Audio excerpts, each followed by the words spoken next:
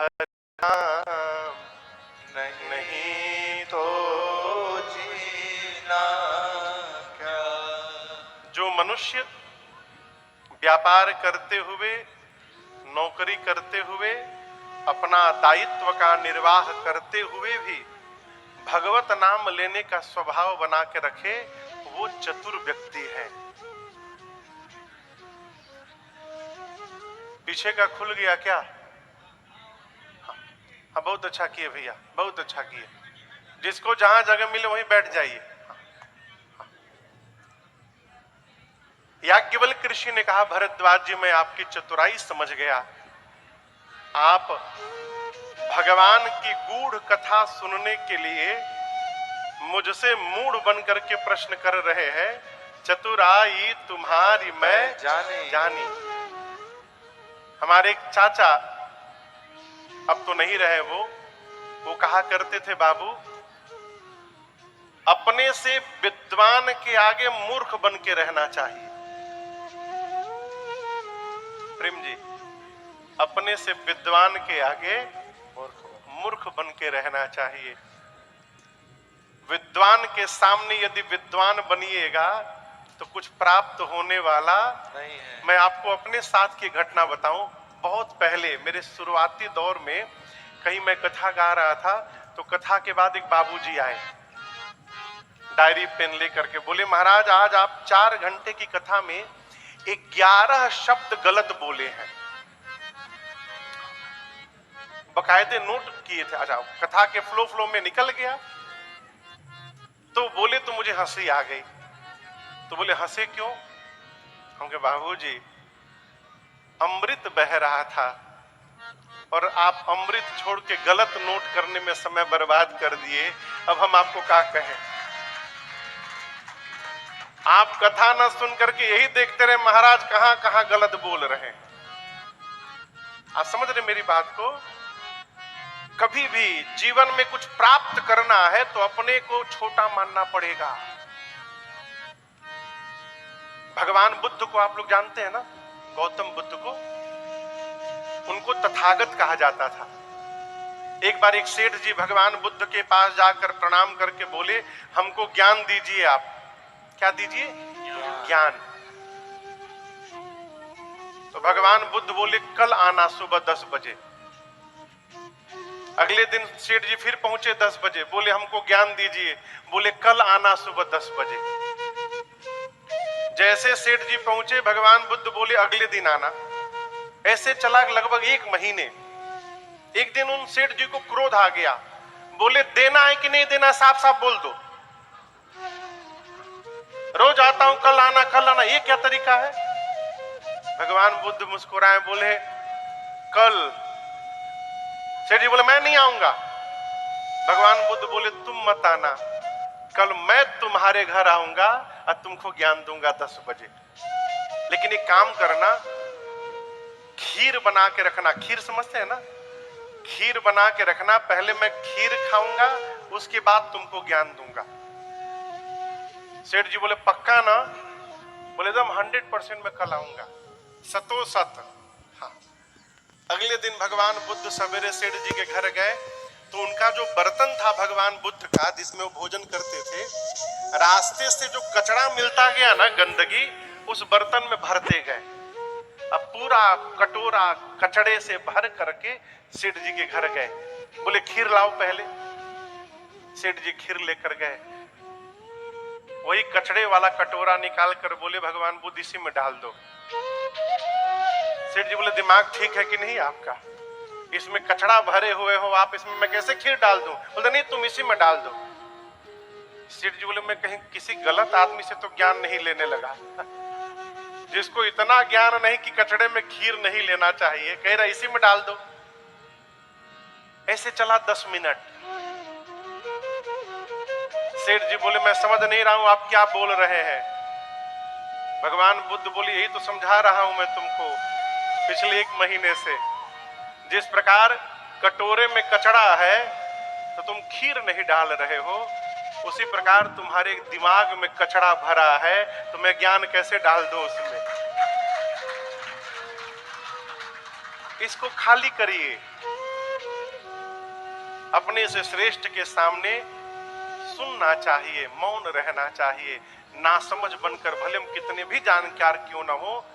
देखिए, जब तक सुनने का स्वभाव नहीं होगा तब तक जीवन में कुछ प्राप्त होने वाला नहीं है। याज्ञवल्क्य ऋषि बोले, भरद्वाज जी मैं आपकी चतुराई समझ गया हूं, आप राम जी की गूढ़ कथा सुनना चाहते हैं, इसलिए मूढ़ बनकर के आपने प्रश्न किया है। गोस्वामी जी कथा को प्रयाग लेकर गए थे और याज्ञवल्क्य ऋषि कथा को प्रयाग से कैलाश लेकर गए। बोले एक बार त्रेता युग में, कौन सी युग में? त्रेता युग में भगवान शंकर अपनी अर्धांगिनी सती मैया, यहां जो मैया है ये पार्वती जी हैं, पार्वती जी पिछले जन्म में सती मैया थी। सती मैया के साथ भगवान शंकर दंडकारण्य में अगस्त्य ऋषि के आश्रम में राम जी की कथा सुनने गए। अगस्त्य ऋषि ने द्वार पर भगवान शंकर को देखा। आप स्वयं पर कल्पना करिए, आप दुबई में रहते हैं ना, सवेरे सवेरे आपके घर का डोरबेल बजे और आप जाकर घर का दरवाजा खोलें और सामने साक्षात भगवान शंकर दिखाई पड़ जाए, आपकी स्थिति क्या होगी? बोलिए, जाने नहीं देंगे। अच्छा, और आप लोग बताइए और क्या होगा? हाँ, चरण पकड़ लेंगे। और कोई बतावे? हाँ, मैया सही बोली। आप बुरा न मानिएगा, यदि सही में भगवान मिल जाए ना तो हम देखते पागल हो जाएंगे।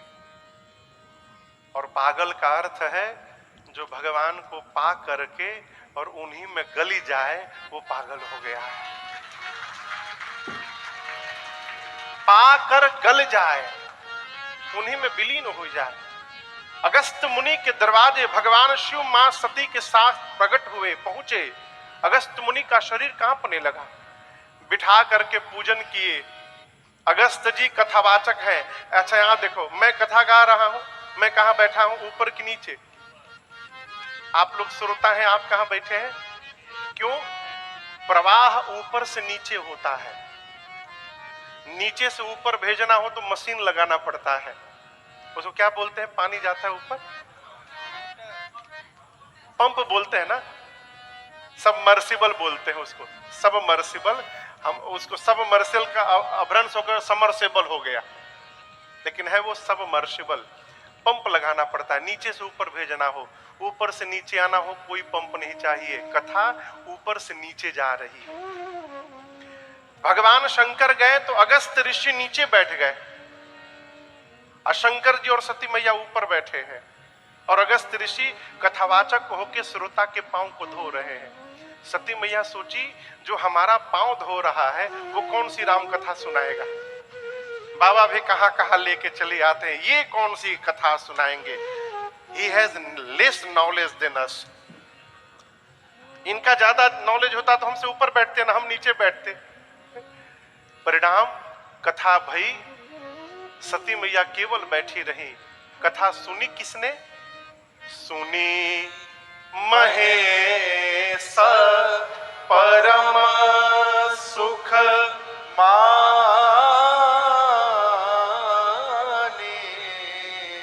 इनका वॉइस थोड़ा मीठा करिए, लग रहा है कान में।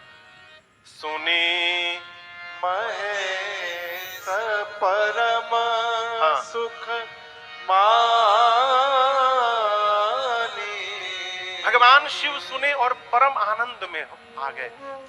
राम जी की भक्ति दक्षिणा के रूप में दिए और सती मैया को लेकर विदा मांग करके वापस कैलाश गए।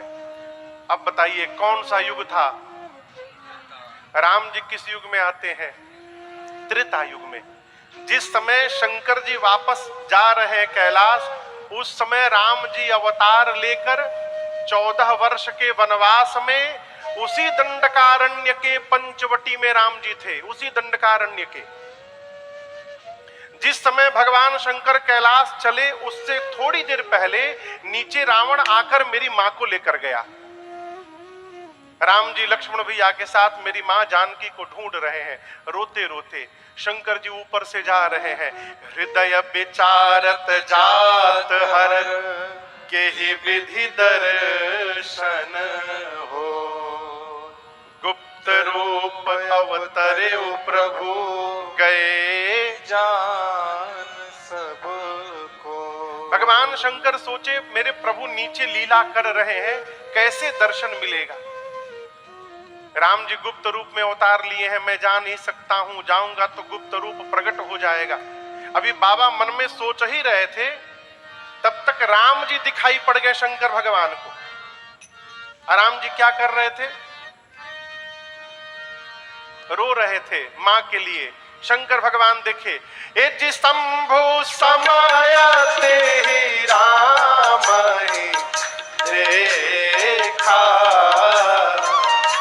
शंभु समायते ही राम देखा,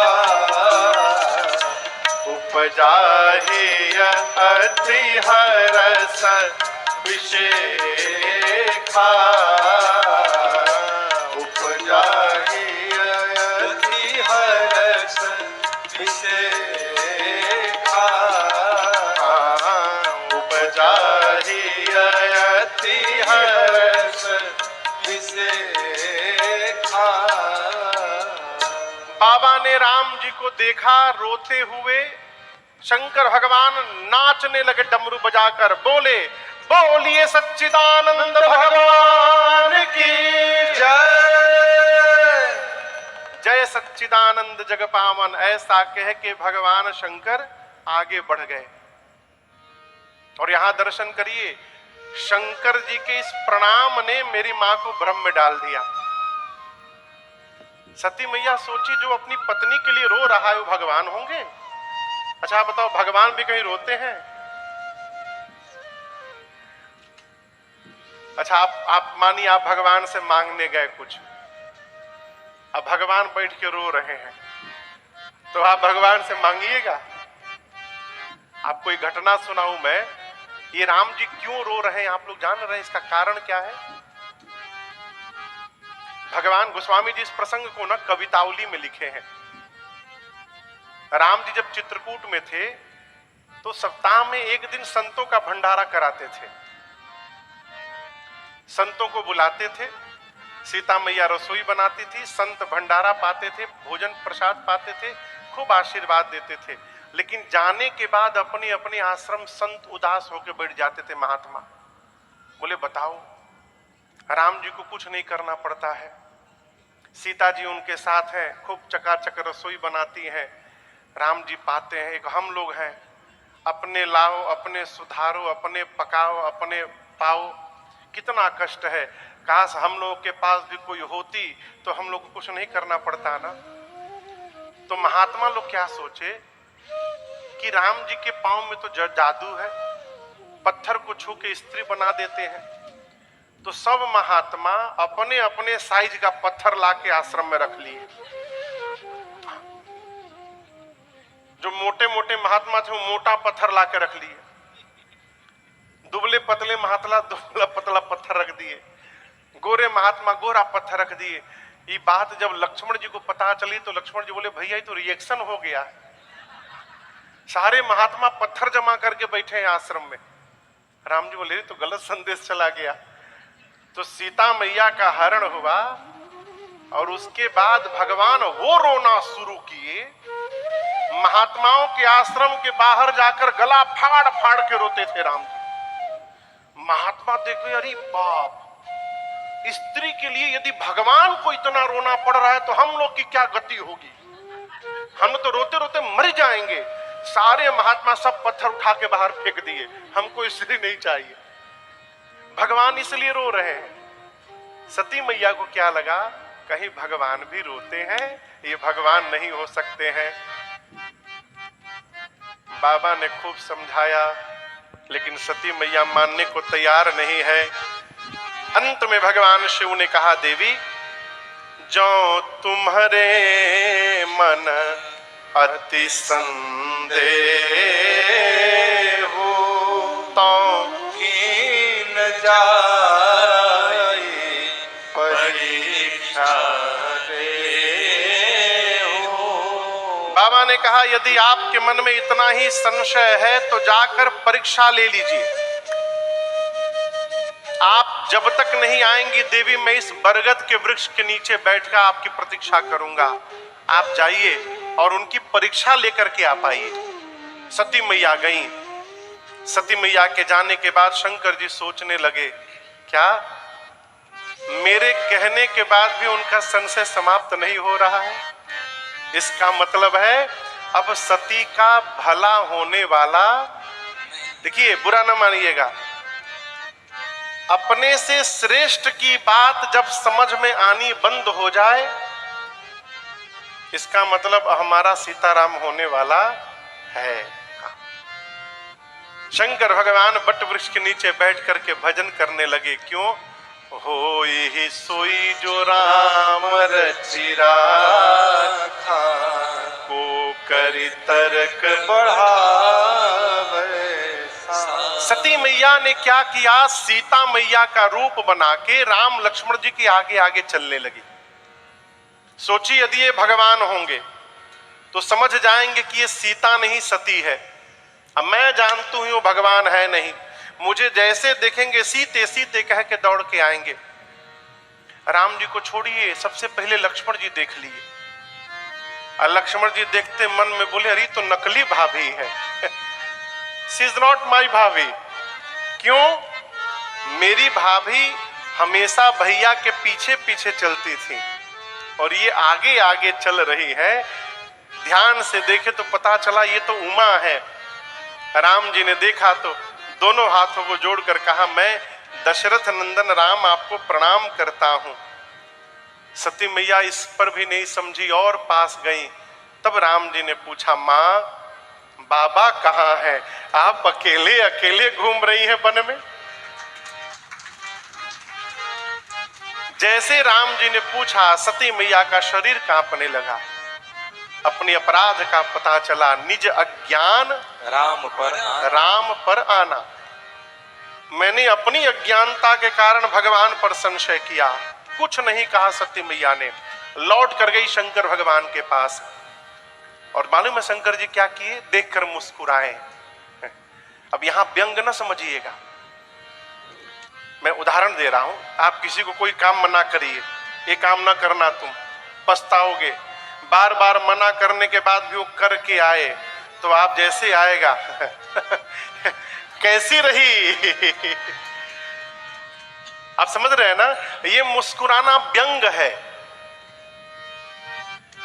लेकिन शंकर जी व्यंग नहीं किए। शंकर जी गई समीप महेश तब बाबा ने हंसी पूछी कुशला। शंकर भगवान हंस के कुशलता पूछे, आप कुशल है न देवी? अब फिर पूछे, लीन परीक्षा कवन विधि कहु सत्य सब बात। शंकर भगवान हंसे क्यों? हंस के कुशलता क्यों पूछे? देखिए, एक बीमारी शरीर को होती है जो दवा लीजिए तो ठीक हो जाए। कल कथा करके यहां से गया तो रात में मैं बीमार पड़ गया, तो 3 बजे से जग के बैठा रहा मैं। सुबह फिर बाबू आए, दवा मंगाया, खाया तो थोड़ा ठीक हुआ हूं। अब हरी कृपा है। शरीर में बीमारी लग जाए तो दवा से ठीक हो जाएगी। मन में यदि बीमारी लग जाए ना तो दवा से ठीक होने वाली नहीं है। और उस बीमारी का नाम है संशय। शंकर जी जानते कि मेरी सती बीमार है। और याद रखिएगा, कभी भी बीमार के पास जाना चाहिए ना तो मुस्कुराना चाहिए। आप किसी के पास हॉस्पिटल में मिलने गए तो अगला तो खुद टेंशन में बीमार है और उसके सामने जाकर आप चोखा जैसा मुंह बना लीजिए अपना। हाँ। अगला स्वयं टेंशन में है, आप जाकर तो आपको देखकर वो और टेंशन में आ जाएगा। तो बीमार के पास जाकर मुस्कुराना चाहिए, कुछ नहीं हुआ है आपको, आप शीघ्र स्वस्थ हो जाएंगे। सती मैया आई तो बाबा मुस्कुरा कर पूछे, लीन परीक्षा कवन विधि कहु सत्य सब बात। देवी आपने कैसे परीक्षण किया, सत्य बताइए। और यहीं पर सती मैया के मुख से असत्य निकल गया। मां ने कहा, कछु न परीक्षा लीन गोसाई, कछु न परीक्षा लीन गोसाई, कीन्ह प्रणाम तुम्हारे ही नाई, कीन्ह प्रणाम तुम्हारे ही नाई। तब शंकर दे, तब शंकर दे क्यों धर थाना, सते जुगे ना करित सब जाना, सते जुगे ना करित सब जाना, सते जुगे ना करित सब जाना। बाबा ने पूछा, आपने कैसे परीक्षा ली? सती मैया के मुख से सत्य नहीं निकला, असत्य निकला। क्या प्रभु, मैंने कोई परीक्षण नहीं किया। शंकर भगवान पूछे, फिर क्या किया? मां ने कहा, जो आपने किया, कीन्हा प्रणाम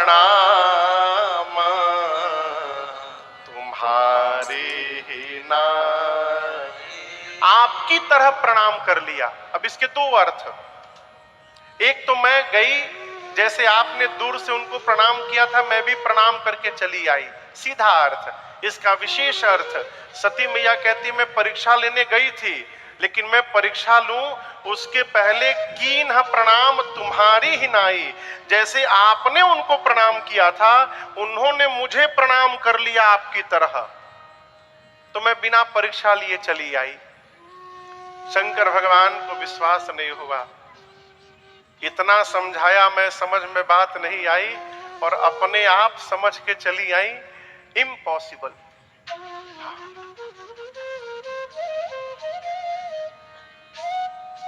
देखिए, आप जगत में किसी को भी समझा सकते हैं,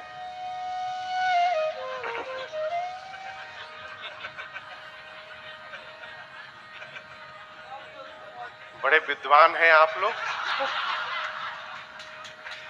बिना कहे समझ जाते हैं सब।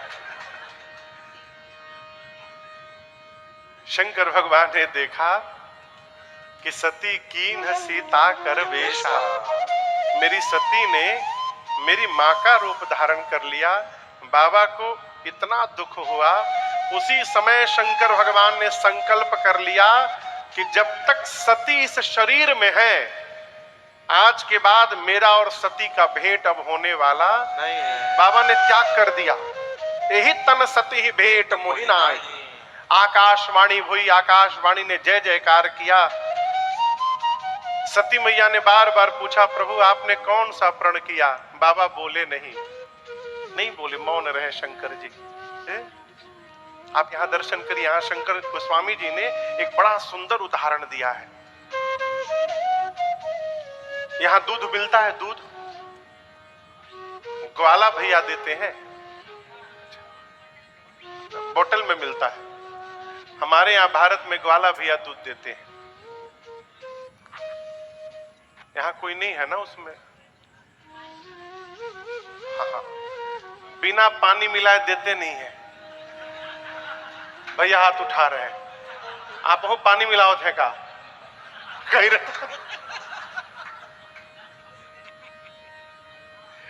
अच्छा, आप दर्शन करिए। पानी जब दूध में मिल जाता है तो क्या वो पानी रहता है?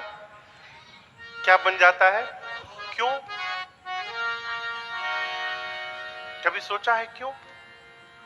पानी जब दूध में जाता है तो पानी अपना पहचान समाप्त करके जाता है, अपना अस्तित्व मिटा करके दूध के पास जाता है। हाँ, तो दूध कहता है पानी से, मित्र तुम हमें इतना प्रेम करते हो कि तुम मुझसे मिलने के लिए अपना पहचान मिटाने को तैयार हो। कोई बात नहीं, तुम आओ, आज से मैं तुमको अपना पहचान दूंगा, अपना रूप दूंगा, अपना स्वाद दूंगा, यहां तक अपने ही मूल्य में तुमको भी बिकवाऊंगा मार्केट में। आओ। होता है ना, दूध पानी से मिला तो पानी को सब कुछ दे दिया। वही दूध लाकर माता जी लोग चूल्हे के ऊपर जब रखती हैं बर्तन में, तो क्या होता है, दूध गर्म होने लगता है। जब दूध गर्म होने लगता है तो पानी दूध से कहता है, मित्र तुम्हारे ऊपर आज विपत्ति आ गई है, तुमको चूल्हे पर रख दिया गया, लेकिन चिंता ना करो, तुमने मुझे अपना रंग दिया, रूप दिया, स्वाद दिया, मूल्य दिया। जब तक मैं तुम्हारे साथ हूं, मैं अपने आप को समाप्त करूंगा, तुमको बचाऊंगा। तो चूल्हे पर जलता क्या है, पानी। और जब पानी जलने लगता है तो दूध बर्दाश्त नहीं कर पाता अपने मित्र की पीड़ा को, और दूध बर्तन से बाहर निकल के उस आग को बुझाने के लिए दौड़ता है फफन करके। ये दूध और पानी की मित्रता है। लेकिन आप कल्पना करिए, उसी चूल्हे के बर्तन में पड़े हुए दूध में यदि कोई खटाई का 2 बूंद डाल दे तो क्या होगा। फिर दूध अलग हो गया और पानी, और इस बार यदि दूध पानी अलग हो गए, फिर दुनिया की कोई ताकत उनको मिलाने वाली नहीं है। ये कुछ प्रसंग कह रहा है।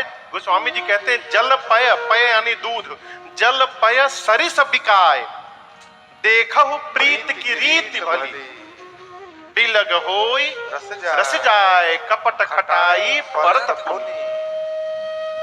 उसी प्रकार हम जब भगवान की शरण में जाते हैं तो भगवान भी हमको अपना रूप देते हैं, अपना रंग देते हैं, अपना मूल्य देते हैं। संसार में भगवान के साथ भगवान के भक्त की भी पूजा होने लगती है। लेकिन उसी बीच में यदि हम भगवान के साथ कपट रूपी खटाई डाल देते हैं व्यवहार में, तो हम भी भगवान से वैसे ही दूर हो जाते हैं जैसे दूध से पानी दूर हो गया। मां सती का केवल एक असत्य, शंकर भगवान से त्याग प्राप्त हो गया। ये कथा कहती है, इसको संभाल करके प्रयोग करना चाहिए। नहीं चाहिए दिल दुखाना किसी का, नहीं चाहिए दिल दुखाना किसी का, सताना रहा है सताना रहेगा, जमाना किसी का, नहीं चाहिए दिल दुखाना किसी का, नहीं चाहिए दिल दुखाना किसी का।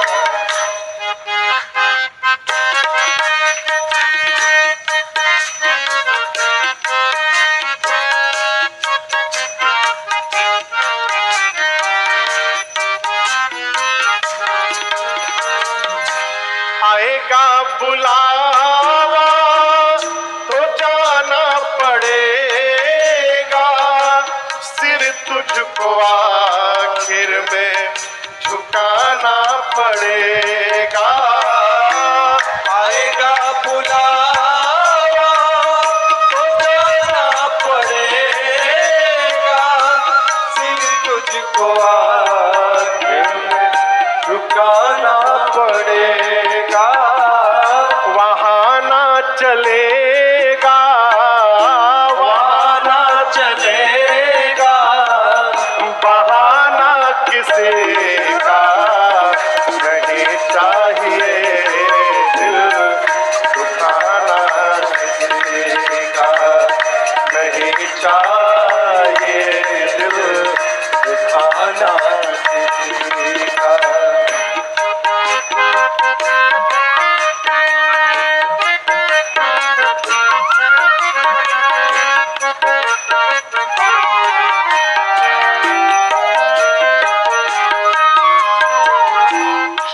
शोहरत तुम्हारी बह जाएगी ये दौलत यहीं पर रह जाएगी ये शोहरत तुम्हारी बह जाएगी ये दौलत यहीं पर रह जाएगी नहीं साथ जाता नहीं साथ जाता खजाना किसी का नहीं चाहिए दिल दुखाना किसी का नहीं चाहिए दिल दुखाना किसी का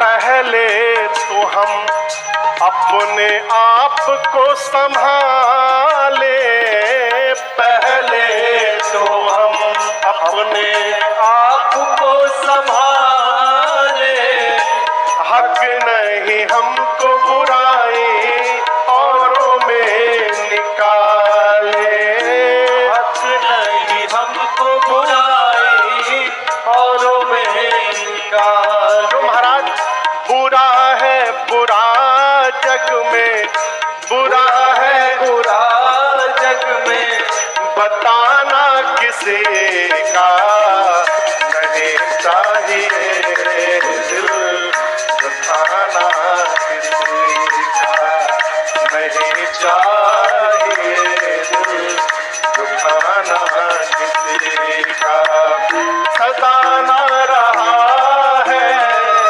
सदा ना रहेगा जमाना किसी का नहीं चाहिए दिल दुखाना किसी का नहीं चाहिए दिल दुखाना किसी का दुखाना किसी का दुखाना किसी का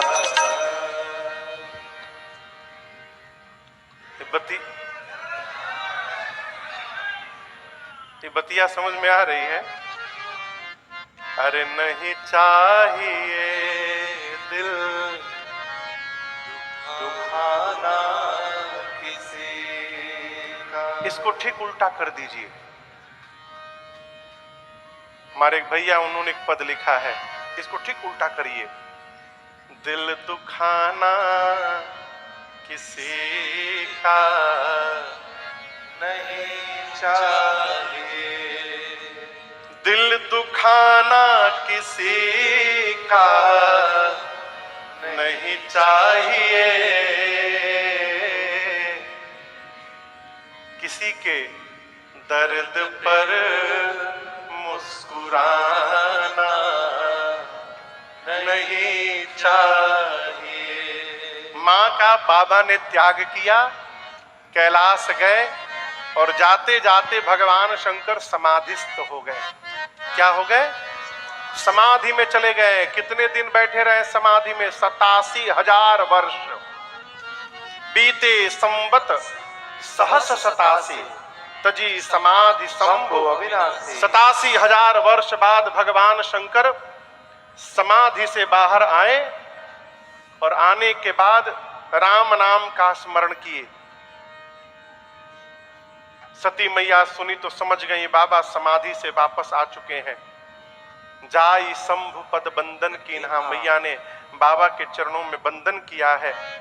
शंकर भगवान यहां दर्शन करिए। मां कहां बैठी हैं? बाईं ओर। आज सती मैया को शंकर जी ने सामने बिठाया। सन्मुख शंकर आसन दीन्हा। मां सामने बैठी। भगवान शंकर सती मैया को लगे कथा सुनाने राम जी की, और उसी समय घटना घटी। सती मैया के पिता दक्ष प्रजापति, उनको ब्रह्मा जी ने एक बड़ा पोस्ट दिया, पद। जैसे बड़ा पद मिला, दक्ष को अभिमान हो गया, और अभिमान होने के कारण वो यज्ञ की रचना किए भगवान शंकर को अपमानित करने के लिए। क्यों? शंकर जी तो उनके दामाद हैं, वो अपने दामाद को ही शत्रु मानते थे। एक बात जीवन भर याद रखिएगा, आपका कोई अपमान कोई कर ही नहीं सकता। कोई भी ना हमारा अपमान कर सकता है, न कोई हमारा सम्मान कर सकता है।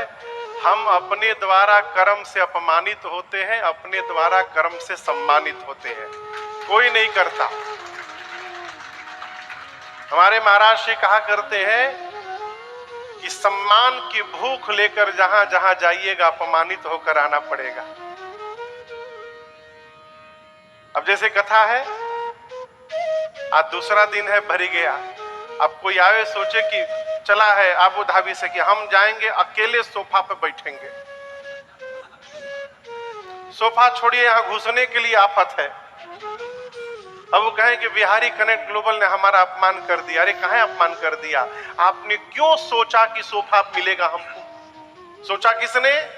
आपने। तो आपने स्वयं का अपमान किया है।